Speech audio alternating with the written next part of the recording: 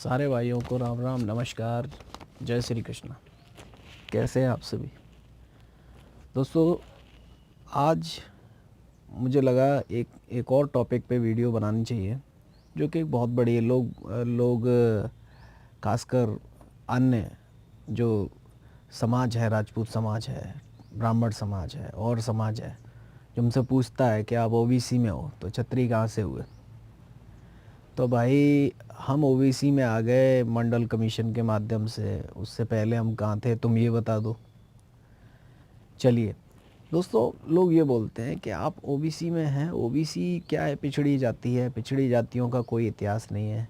दरअसल पिछड़ा, देखिए, पिछड़ा दो तरीके से होता है। एक आर्थिक रूप से और एक क्या है, शैक्षणिक रूप से। यानी कि आर्थिक रूप से तो, और उन वर्गों, उन समाज को आरक्षण दिया जाता है ओबीसी में जो कि शैक्षणिक यानी कि शिक्षा में कमज़ोर हों और आर्थिक रूप से कमज़ोर हों।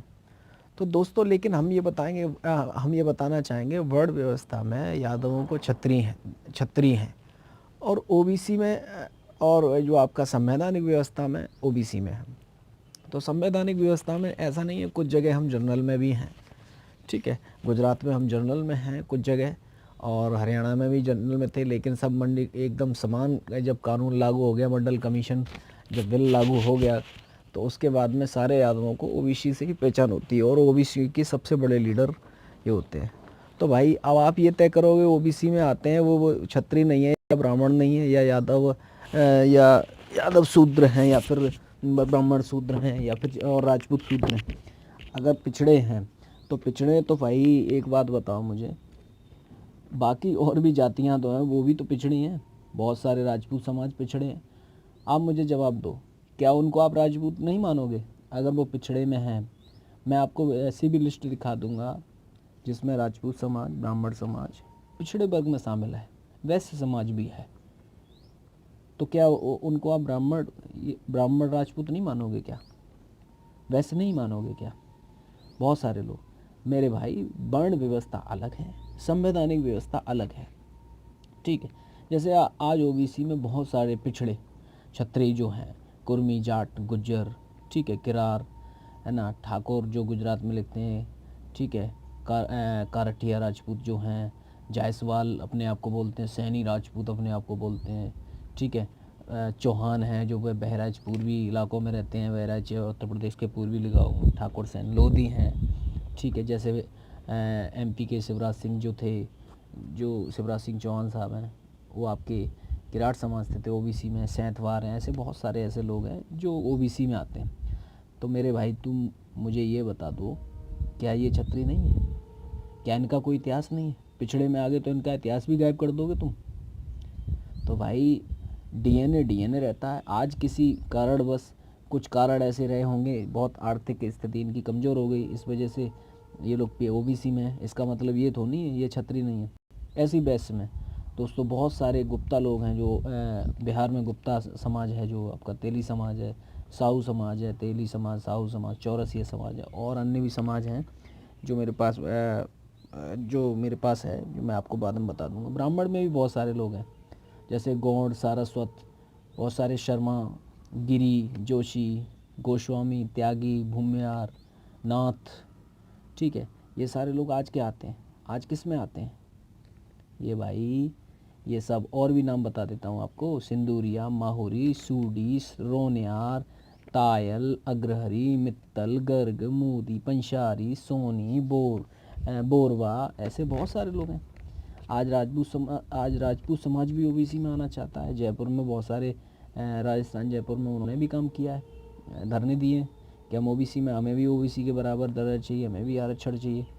तो भाई, वो क्या छोटे हो जाएंगे, शूद्र हो जाएंगे क्या? क्या उनका वर्ड बदल जाएगा? अगर आप बोल दो बदल जाएगा, तो भाई वो भी हमारे भाई बन जाएंगे, है ना। तो भाई, ये दोगलापन, ये फालतू की बातें करना आप बंद करो। खासकर मैं राजपूत समाज के बंधुओं, हमारे भाइयों से बोलूँगा कि भाई, जो राजपूत समाज आज जो ओबीसी में आने के लिए बोल रहे हैं, क्या आप उनको अपना भाई नहीं मानोगे? क्या मानोगे ना? और जो ब्राह्मण समाज है, जितने भी ये ब्राह्मण और भी मैंने आपको नाम बताए, क्या ये आपके भाई नहीं है क्या, जो ओबीसी में भी हैं?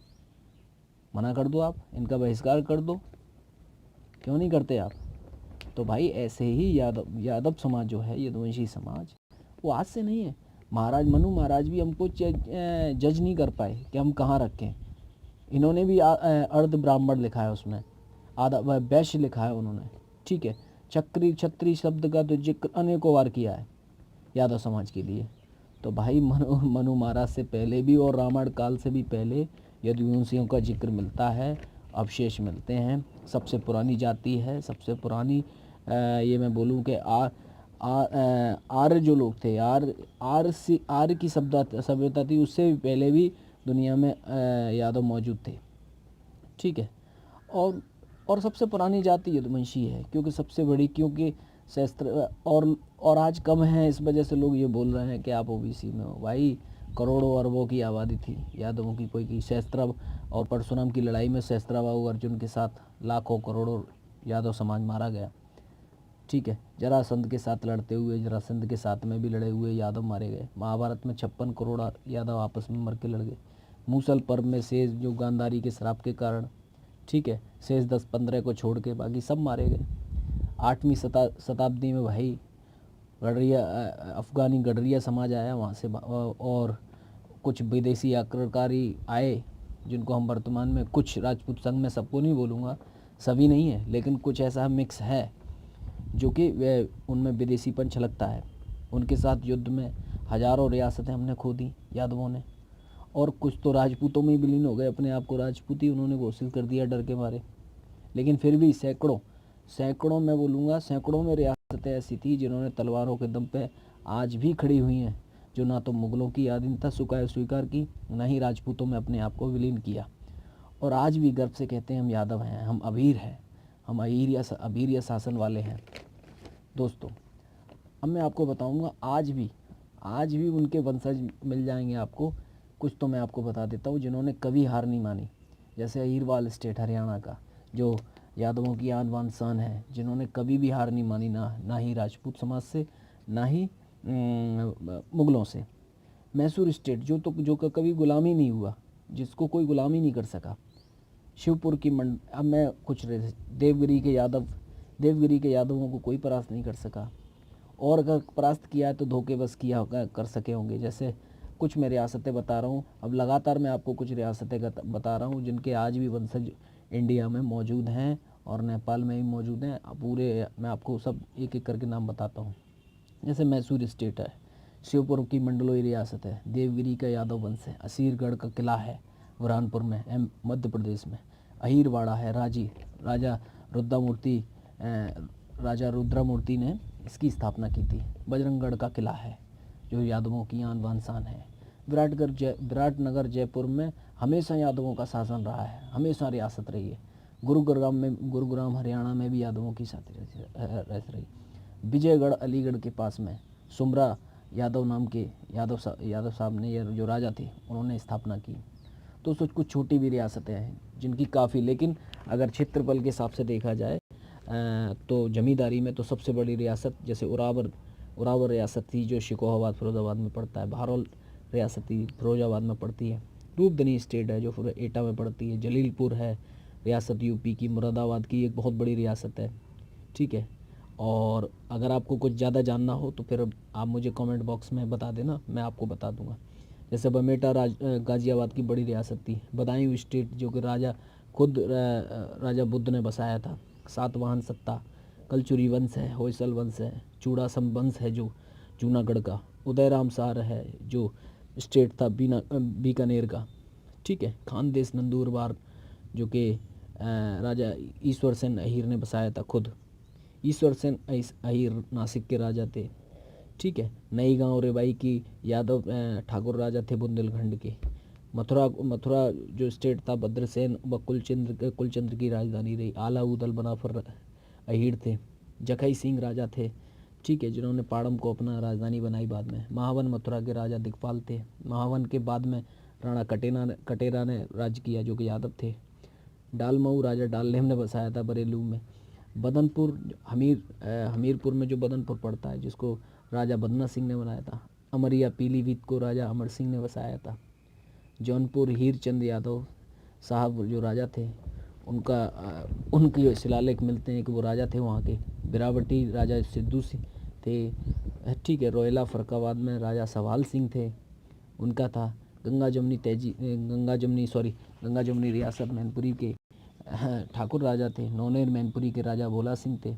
काठमांडू गाड़ी जो कि नेपाल में पड़ती है, जिसकी भक्तमान यादव साहब थे, राजा थे, उन्होंने स्थापना की, ठीक है। नेपाल मैदानी भाग में बारा सिंह का राज था।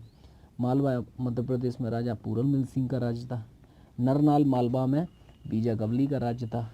बीजागढ़ किला आज भी स्थित है। खलतौन ग्वालियर में ठाकुर हरज्ञान सिंह का राज्य था, ठीक है जी। गढ़पराहा सागर में यादवों का राज्य रहा है, सागर एमपी में। देवगढ़ मालवा में पांडु गवली का आज भी किला मौजूद है। रति परगना बिहार, जिसको रति राउत जो यादव साहब थे उन्होंने बसाया था, राजा साहब, ठीक है। बासुसेन थे जो नागार्जुन कोड़ा जो कि कर्नाटक में राजा थे। वीर अगलमुथु कोड़े जो कि कोणार राजा थे, ठीक है। भिल्लम जो प्रथम थे जिन्होंने देवगिरी के शासक थे, जिन्होंने भिल्लम वंश की स्थापना की थी, ठीक है। त्रिकुटा के अवीर है वंशी महाराज इंद्रदत्त के वंशज थे। तो भाई इतनी सारी रियासतें जिनके वंशज आज भी दुनिया में मौजूद है। आज भी जैसे सोलापुर आप जाइए, सोलापुर में आज भी रियासत मौजूद है, ठीक है जी। रसल्ला शिवपुर है जो आपकी रियासत है, एक बहुत बड़ी रियासत है।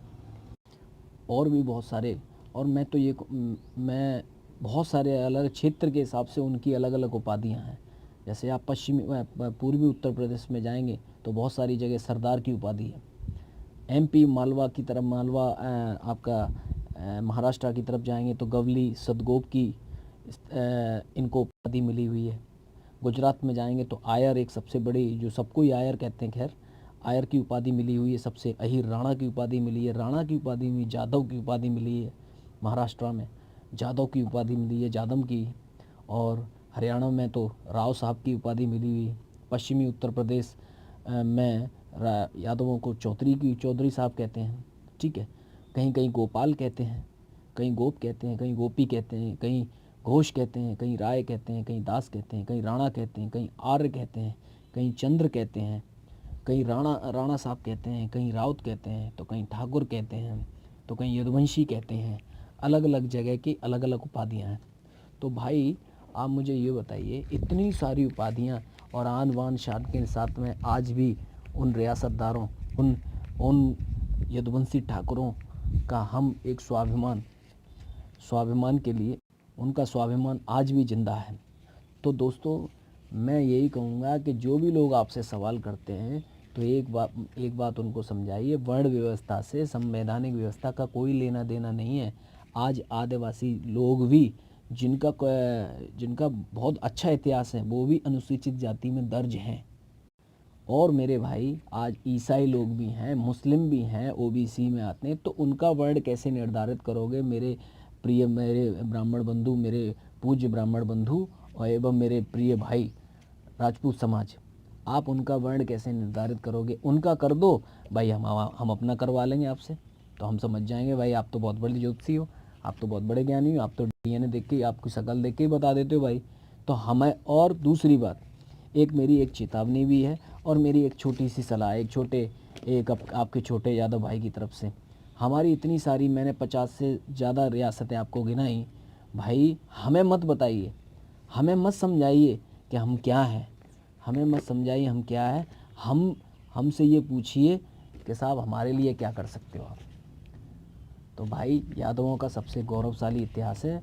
और मैं आपको बता दूं, सबसे बड़े ठाकुर देसराज जगीना जो कि जाट इतिहासकार थे सबसे बड़े भारत के, तो उन्होंने साफ पे बोला है कि राजपूत, जाट, गुज्जर, अन्य कुर्मी, कोई भी समाज की नाम तक दुनिया में नहीं आए थे उससे पहले अहीर शब्द का दुनिया में आ चुका था। और अहीरों का ही शासन था इंडिया में, वो एशिया में और अन्य देशों में भी। और आज इंडिया में नहीं, पूरे अन्य देशों में भी यादव समाज पाया जाता है। तो मेरे भाई यादवों को सलाह ना दें कि वो कौन है, क्या है, वो ऑलरेडी क्षत्रिय हैं और उनको बताने की ज़रूरत नहीं है। लेकिन हुआ क्या रहा, मजबूरी में हम नहीं लिखेंगे तो क्या होगा, हमारा भी सरनेम लोग दूसरे चुरा लेंगे। इसलिए मैं आगामी सभी जो यदुवंशी भाई हैं, हमारे भाई बहन जितने भी हैं, सभी से अनुरोध करूंगा आप सब अपनी उपाधि ज़रूर लिखें और साथ साथ में छत्री शब्द ज़रूर यूज़ करें, वरना होगा क्या कि कुछ फर्जी लोग क्या है आपका इतिहास चुरा लेंगे, जो अनुचित है, जो आपके